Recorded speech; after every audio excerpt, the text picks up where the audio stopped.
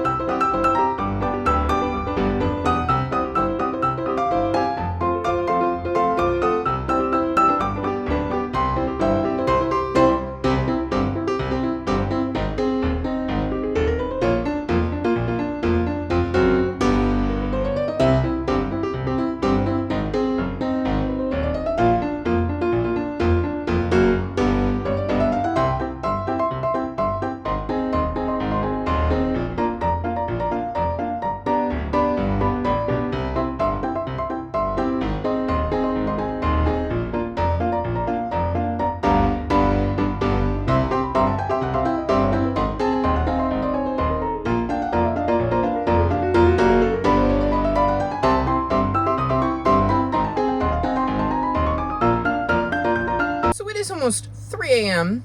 Eastern Standard Time on the 22nd, and Bree just dropped the prompt for leg 8. I also am going to apologize for the loud air conditioner in the background. I know it's loud, but it's so hot. It is so hot, and it's only going to get worse. So I hope y'all can understand me not having that off. It's bad enough I've shut my fan off. So we're going to try to bring you through everything I did during Camp Half-Blood.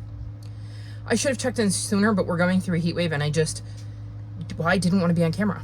I don't particularly want to be on camera right now because I feel like I'm a sweaty, gross mess, but we're going to roll with it so that I can wrap this clip up and this vlog up so that I can move on to leg 8. So I read Under the Same Stars for this leg. This is the last of my 5-star predictions, so I will go into depth about what I thought of this book in my 5-star prediction wrap-up vlog.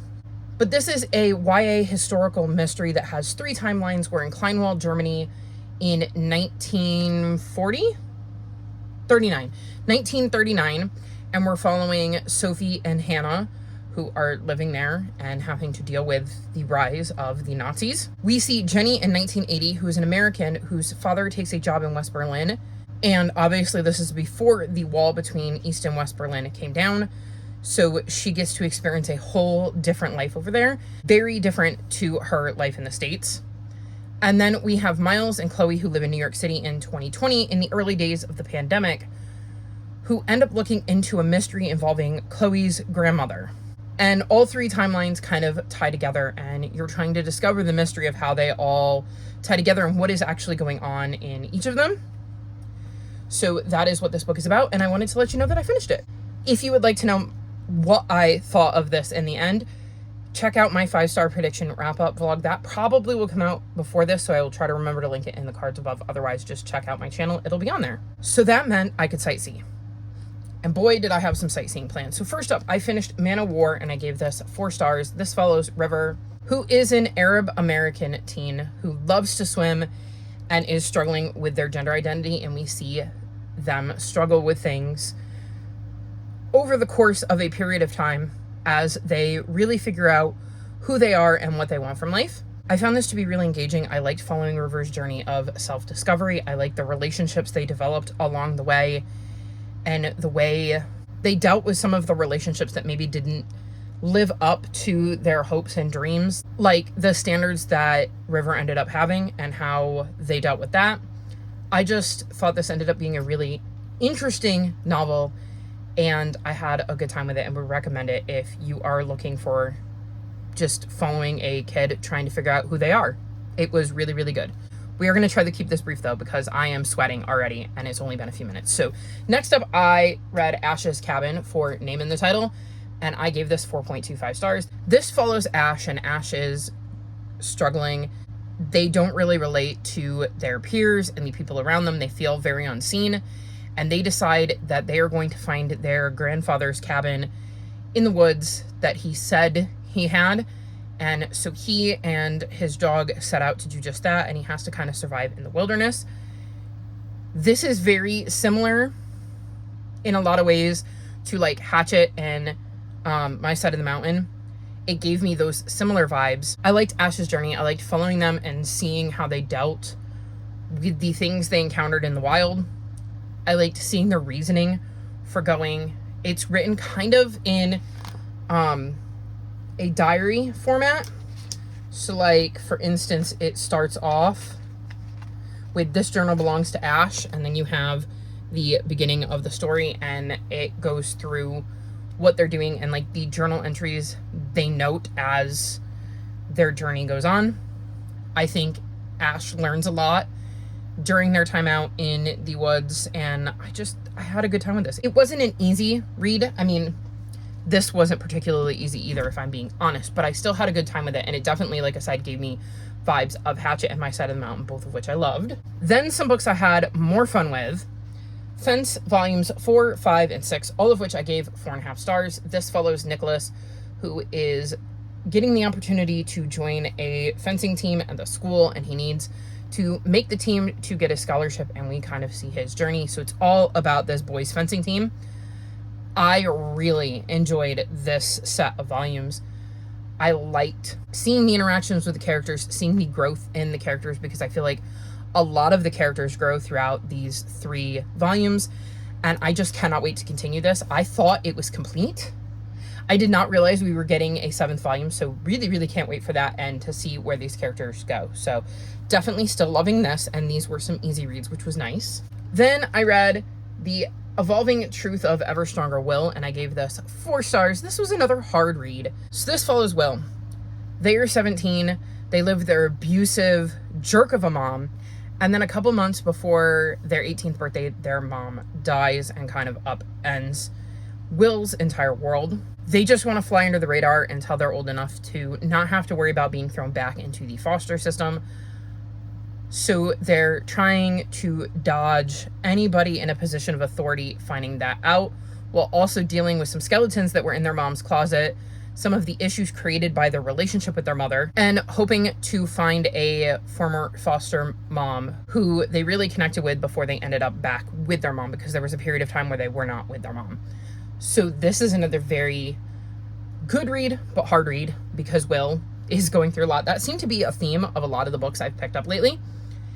And they're really just dealing with the trauma of having this abusive mom who made them feel like they destroyed everything they touched. They weren't good enough. They didn't deserve to have anything good. and kind of struggling to overcome that, meeting some people who maybe start to make them think differently, and really just wanting to get back to their foster mom, who was the one person who made Will feel like they were enough just as they are. I should also mention this is told in second person, so it might not be your cup of tea because not everybody likes second person books, but I thought it worked really well, and I like the explanation at the end of why we got this in second person and why it was told in such a way. I enjoyed seeing the things Will went through because it wasn't just as simple and straightforward as, you know, their mom died and now they have to deal with the fallout of that. There was a lot of other stuff going on. They had some interesting relationship dynamics with their best friend and their best friend's brother.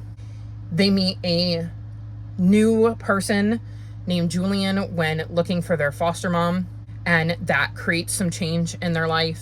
And then, of course, all of these skeletons in their mom's closet they didn't know exist, and how that kind of creates some issues of their own that they end up having to deal with. So I just thought this was an interesting read. It was really easy to get through, and I definitely did not want to put it down once I started. So it was engaging, it was interesting, and I had a good time with it. And I definitely want to check out the other book by this author, which is called, hang on, they put like a, yeah, see, we had a full picture. The Many Half-Lived Lives of Sam Sylvester. When you're haunted by past lives, how can you live your own? Because just that tagline sounded intriguing. So we'll probably check that out at some point in the future. And then the last book I managed to finish and submit before the end of this leg, The Complete Chai's Sweet Home Part 3. And I gave this 4.25 stars. So this follows a kitten named Chi who in the first book gets separated from her mama cat and ends up in the park and meets a little boy whose family takes her home and adopts her. And the journeys she goes on as being part of this family. And it's just really cute. It's like a really cute, sweet manga. I have a good time with it. I like Chi. I like the storyline that has actually gone on because we do get these little bits and pieces. So if you can see here, all these different chapter titles. So a cat is shut out. A cat takes rain from the shelter. Cat steps out. A cat leaps. A cat is wowed. So each of these chapters has like a little theme, and they're not very long, but they coalesce into a larger story. And I've just really enjoyed reading this. I like the relationship between Chi and her family. I like the relationship between Chi and some other cats she's met throughout the series. And there is one more volume left, part 4, and I hope to read it in the month of July and wrap the series up and see how Chi's story ends. So that is all I finished. I was working on a few other things. So I picked up House of Frank because we had a person's name in the title. I got to page 76 and I don't have much to say yet. I don't remember our main character's name, but we're following this girl who goes to Ash Gardens with the idea of burying her sister so that she can become a tree like her sister's ashes, because this was her sister's last wish, and she's not really quite ready to let go of her sister yet. And she ends up staying there and helping out the people who run the place until she's ready, I think is going to be the story. I was hoping to finish this. Alas, I was not expecting a prompt to get dropped in the middle of the night, so I will have to figure out something different to do for that, or just take the 250 and not get the double points bonus for the leg that we're in. In that same vein, I was also working on Bree Boyd is a Legend, because again, person's name in the title. And this one we're following Bree, who's got a lot of pressure from her dad to kind of live up to their standards. They always win, they don't fail, and they're really stressed out. One night the power goes out, and in the process of resetting the breaker, they kind of get electrocuted and wake up and realize they have the power to move things. So Bree is dealing with a lot. I managed to get to page 70 before the prompt drop. I was hoping to finish this and House of Frank before bed tonight, and it does not matter now because I have to work on my book for my 8th leg of the Amazing Readathon. So I'm enjoying this so far. This is an interesting series. It is a companion novel to Ellie Engel Saves Herself, which I read earlier this year and thought was a fun middle grade that really focused on some personal stuff with a slight fantastical edge because Ellie goes through her own stuff. So I think we're going to see the same thing of Bree is going to be dealing with all the stress and pressure from her father, and that's going to be the main focal point, but she's also going to be able to move things with her mind, which adds an interesting little wrinkle. So we'll see where I end up with this one. Then I listened to the preface of What an Owl Knows, because this is another book on my Phase 10 TBR that I need to get through. So I decided to start listening to this because Bree Boyd and House of Frank were, well, in a physical book and an ebook, and I didn't have an audiobook for either of them, and I had an audiobook for this. And so I thought I would start this as an audiobook and just get a few chapters in and hope it worked for a sightseeing prompt for Leg 8. And then the other book I started is Wrath. I used this for the roadblock the detour for this round. Detour, roadblock? Which one was it?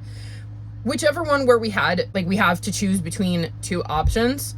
So detour. I'm like picturing the graphic for the roadblock. So detour, and the detour we chose was we had to read for 40 minutes with no distractions, and I knew the only way I was going to do that is if I immersion read. So I put the audiobook of this on while reading the physical book, and I got in my 40 minutes.